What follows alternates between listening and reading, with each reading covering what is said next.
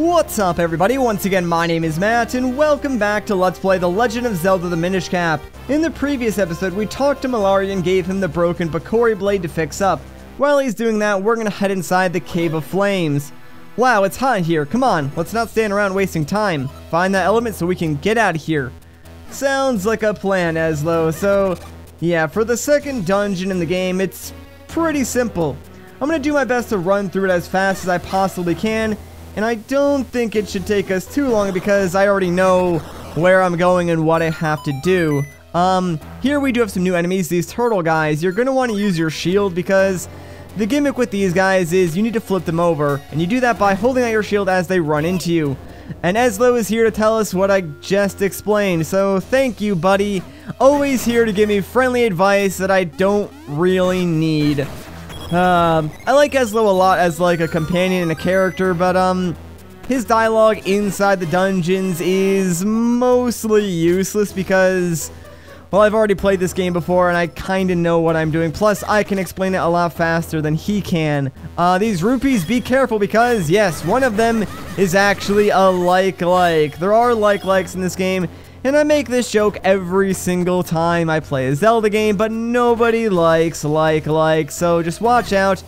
Anytime you see rupees like that on the ground, use your sword to pick them up. That way, if they are like, you won't get tricked and like get sucked up. And I think likes in this game actually do drain your rupees, which kind of makes them more devastating in a way, since rupees are kind of important. This must be what the humans who built this mine used to get around in here.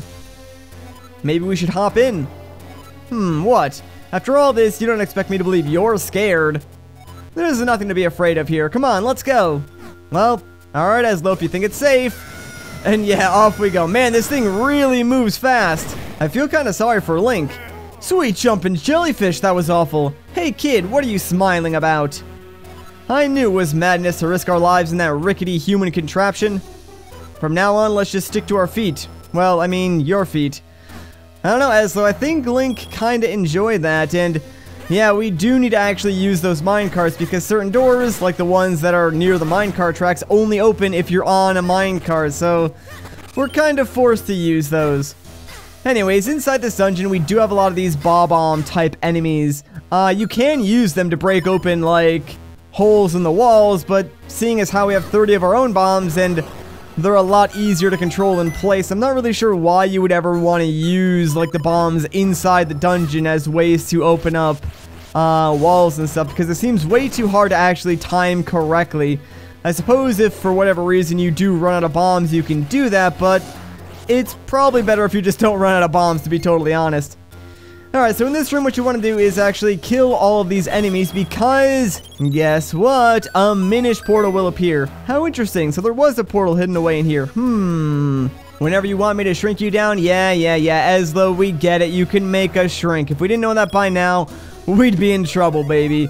But, yeah, let's actually shrink down to the size of the Minish because you may have noticed there's some of these small openings in the walls.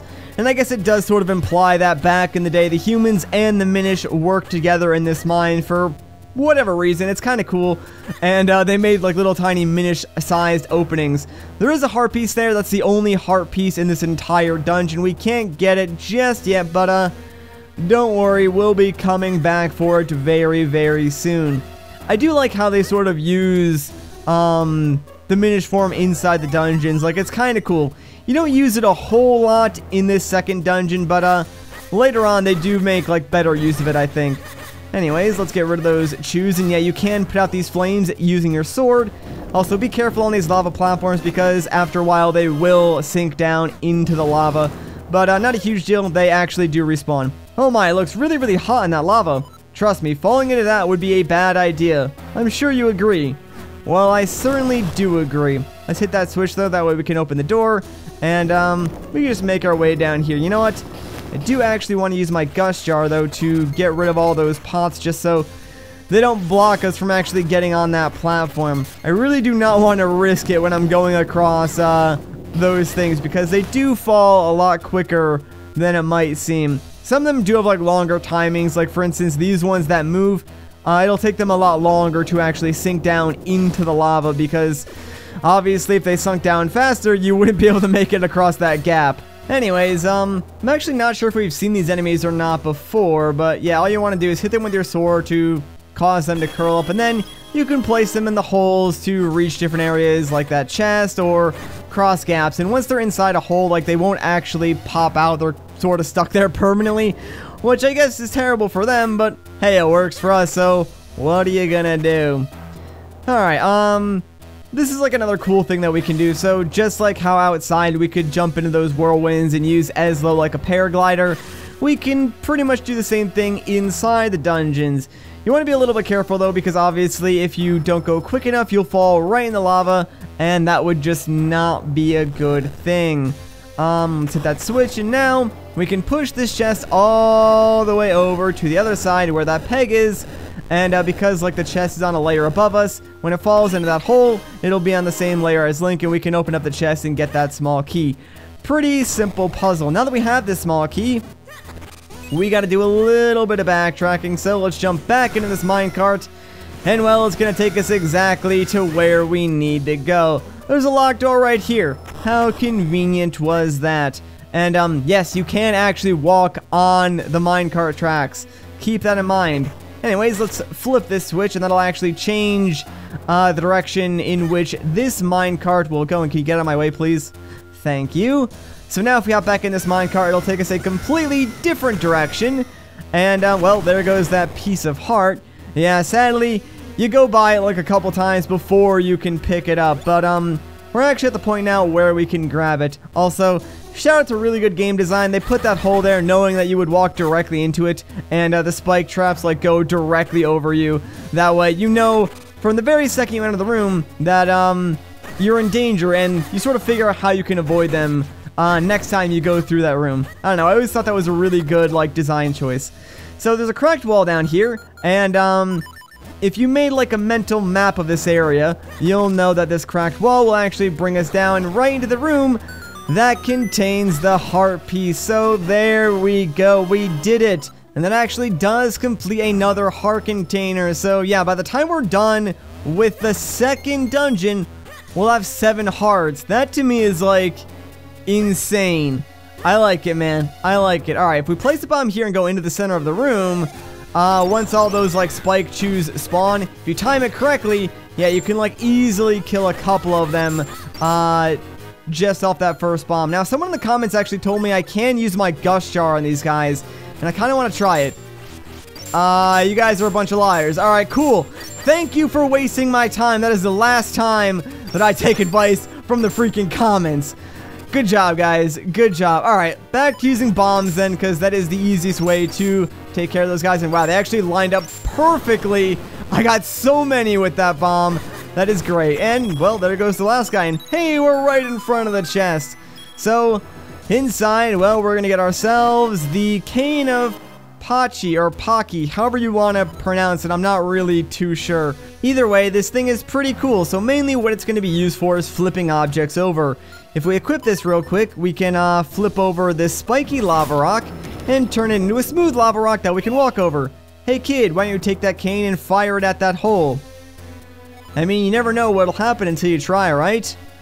Well, I guess that's true as though, so sure enough, we can shoot the cane at the hole, build up some energy, and that allows Link to jump up to the layer that's above him.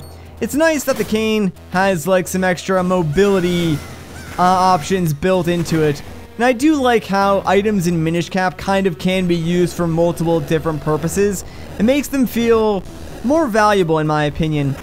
Anyways, inside this chest we got ourselves another small key. Now we do need to do just a tiny bit of backtracking. Thankfully, this minecart's going to do most of the heavy lifting for us because guess what? We're already back to where we need to be. Like, here's that locked door now. We can basically reach the rest of the dungeon, and believe it or not, we're actually almost done. Like, there's not a whole lot left. We do need to shrink down one more time, though, and sneak our way past all these blade traps. This probably looks a lot more treacherous than it actually is. It's super easy to, like, go past all those blade traps without getting hit. In fact, I'm not even sure what would happen if you do get hit. Like, I'm assuming you'll probably take damage, or at the worst, you'll get, like, sent back to the beginning of that area. Not too sure. Anyways, now that we're back to normal size, let's navigate through this maze again, but there's a different type of blade trap here. These guys are like proximity traps, so they only go off like when they sense that someone's nearby, and they do sort of build up momentum, but generally speaking, they're pretty easy to sneak past. Alright, so now that we got the minecart over here, let's flip this switch and jump right back in, because we're not done exploring the depths of the mine just yet. Oh yeah, by the way, the cane can also like curl these weird slug creatures up, or whatever they're supposed to be. It's not really any different or better than using your sword, except I guess the cane does give you some amount of range, which might be helpful, but whatever way you choose to curl these guys up, your end goal is basically the same. You want to put all 4 of them inside these 4 holes over here, because yes, there is a switch on top of this peg, and obviously because of that, we can't activate the switch, so we need to slot this peg into another hole. That way it's on sort of the same plane as Link, and we'll be able to activate it. I actually pushed that one too many times, so let's pull that back. And now we'll push it right into this hole, and bam, there we go. Now we can sort of reach some of those rooms that we basically went directly through on the minecart. Like, we really didn't get a chance to explore them, but now we do have that opportunity since we're on foot. First things first, let's jump up here, because inside this treasure chest we can get ourselves a green kinstone piece. And pretty much the rest of the collectibles inside this particular dungeon are all going to be kinstone pieces. Like, for instance, here's another one. And here's the thing. Even though kinstone collection is kinda random in a way, you really don't want to miss any of the kinstones inside the dungeons, because there are certain rare kinstone pieces that are kinda hard to find, and trust me, if you need to backtrack into a dungeon to find like any particular kinstone piece, it's gonna take a long time, and you really just do not want to do that. So it's better just to take the time necessary and collect it on your first run through, rather than like having to go back later on just to get one rare kinstone piece. Alright, so move a little bit faster, man. I'm kind of worried. Yeah, just be quick as you can in this area. Like, I know you're sort of waiting for platforms to move on their own, but it is very dangerous, and you do not want to fall into the lava, because obviously if you do, it's going to send you back to like the last solid ground that you were standing on. And that actually worked out really well. Like the timing on breaking those pots and everything. Now this is probably the trickiest part, because, alright, I guess I walked on that platform a little too slowly. As I was saying though, this is the trickiest part, because, you can't just like shoot your cane across other platforms that are already flat, because it will flip them back over to the spiky side. So you can really only use the cane when you have a clear line of sight of the actual thing you want to flip over. And oh my gosh, alright, that bat just like did 9 million damage to me. What the heck, man? That was insane. I was like stuck on the stairs and couldn't really do anything. Jeez. I think there was another kinstone piece over here. I'm just gonna tank through the damage of these spike traps. You do get a little invincibility after you take a hit, so you can use that to your advantage to just sort of like walk through certain enemies or traps and stuff like that. Anyways, though, let's hop up to this layer and then immediately jump down, because one cool thing we can do with the cane is sort of like chain our jumps. So we can chain one jump into that whirlwind and then glide over to this area. It's kind of neat how you can use like this one item to move around in so many different ways. Like, I like how versatile and I guess well thought out the movement patterns for this dungeon actually are. And you can like see how various different things can combo together, and later on things get even more complicated. Like once you get different items, it becomes really, really cool. Like all the movement options you'll have. And I can't wait to get to that point. Real quick though, I think I actually do want to drop down here, because I think I need to use the cane to reach this chest. Oh, never mind, maybe not. Alright, so my bad, guys. My bad. Let's jump into this whirlwind, and I'm pretty sure I can still use this to actually reach the chest. Going up to like a second layer off of a whirlwind is kind of weird, because the game sort of like pauses for a second before it lets you go up to like the next layer. So it might not seem like you can make it, but 9 times out of 10 you should be able to. And let's land over here, making sure not to land in the fire, because obviously that would be pretty stupid. Now let's jump up to this next layer, and we're basically done with the dungeon at this point. There's really only one other thing that we need to collect, and then we'll be on our way to the boss key and we'll be done. So yeah, pretty cool, man, pretty cool.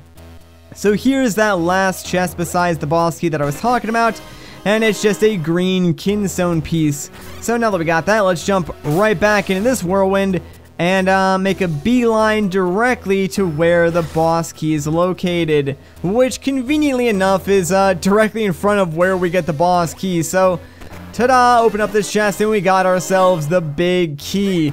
Well, that worked out better than expected. In fact, this timing on the platform was perfect. So let's go and take on the boss, shall we? Although before we jump down, let's take a second or two to actually refill all our hearts, and there we go. Now let's get to it, baby. Don't worry though, this boss is actually fairly straightforward and simple. But check it out, it's a cool, like, lava, fire, dragon thing. Not really sure what you would call it, but what you want to do is sort of get around to the side of this thing, use the cane to flip over its, like, rock shell, then you can reach its weak point in the center and deal a ton of damage. Actually, I probably could have got, like, 1 or 2 more hits, and in fact, I probably should have, because, yeah, we didn't actually trigger the next section of the fight yet, so that was my bad. I sort of got off him a little too early, but not a huge deal. We just gotta, like, flip him over again, and we'll be good to go. And oh yeah, by the way, if you do get lit on fire, Link will run around like a crazy man. At that point, it's kind of hard not to, like, accidentally run into the lava, but running into the lava is actually a good thing anyways, because it'll immediately, like, extinguish Link, and it only costs like half a heart of damage or something like that. So yeah, it's not exactly the worst thing in the world. When you do actually trigger, like, the next phase of the fight, obviously the lava will rise. You gotta make sure you're right up against the wall. Just, like, dodge the rocks by continually moving and you'll be fine.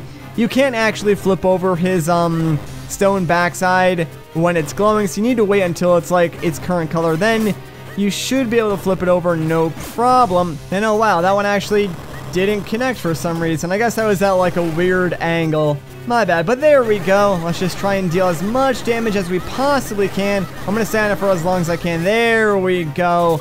Now we triggered, like, the third and final phase of the fight. So that was my bad. Yeah, like, I hit it one hit too little on the first phase, and that's why, like, phase 2 didn't trigger exactly when it should have. But no big deal. We're already on, like, the final phase of the fight, so I think one more sort of series of hits and we should be good to go. And oh man, I was hoping that it was gonna wear off, like, as my sort of beam was traveling to him, but there we go. That worked out pretty well. So let's just deal the final few blows of damage, and ta-da, we're done, baby. So long, weird lava dragon thing. I'm sure, like, each of the bosses has a specific name. I just have no idea what they actually are. But with that, guys, we're about to get ourselves the second element.